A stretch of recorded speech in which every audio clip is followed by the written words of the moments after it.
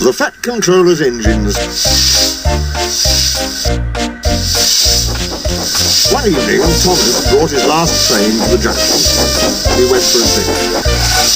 "I'm going to the big station," he said to Percy and Toby. "So are we," they answered. "Do you know," Percy went on, "I think something's up." Toby looked at the sky. "Where?" "Down here, silly," laughed Thomas. "How?" asked Toby reasonably.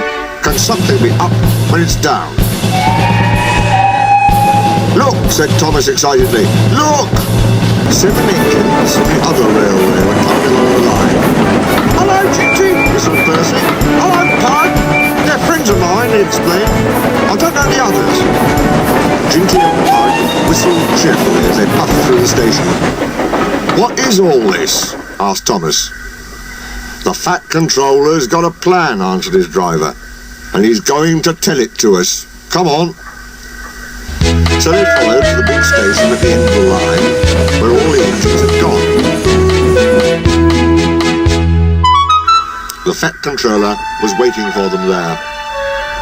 "The people of England," he said, "read about us in the books, but they do not think that we are real."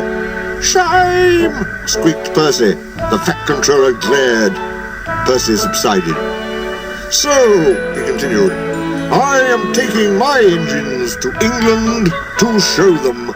"Hurrah! Hurrah! Hurrah!" The engines whistled. The Fat Controller held his ears.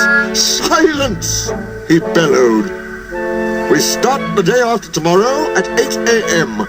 Meanwhile, as these engines have kindly come from the other railway to take your place, you will show them your work tomorrow." Next day, as Annie and Clarabelle were going to England too, Thomas and Ginty practised with some other coaches.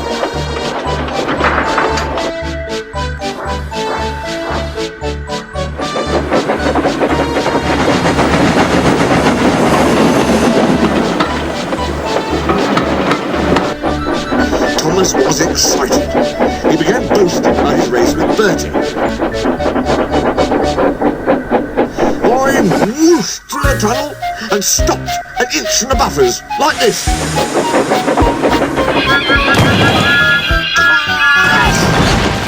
buffers broke.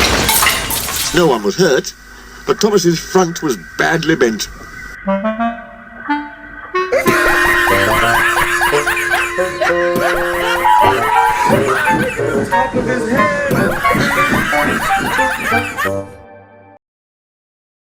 They telephoned the Fat Controller.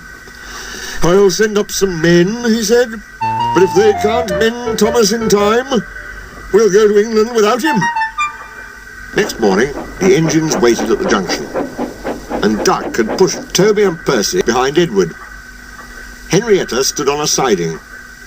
The Fat Controller had called her a curiosity. "I wouldn't dream of leaving you behind," he said. "I'll fit you up as my private coach." She felt very grand.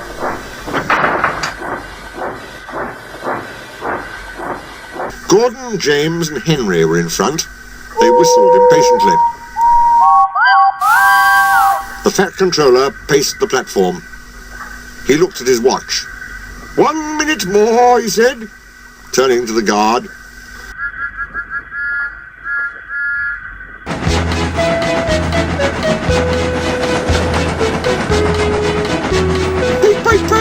Whistled Thomas and panted into the station.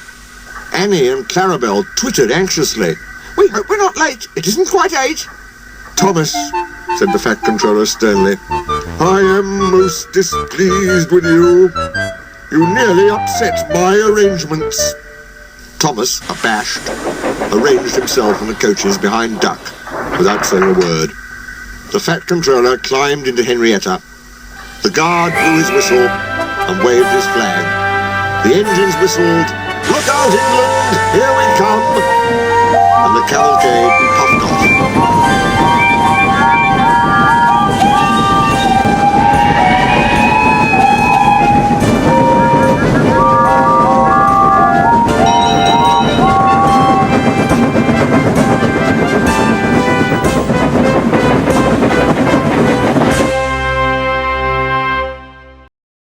The engines stood side by side in a big airy shed. Hundreds of people came to see them and climbed in and out of their cabs every day. They liked it at first, but presently felt very bored and were glad when it was time to go. The people along their line put the flags out and cheered them home. "We are glad to see you," they said. "Those others did their best, but they don't know our ways. Nothing anywhere can compare with our Fat Controller's engines."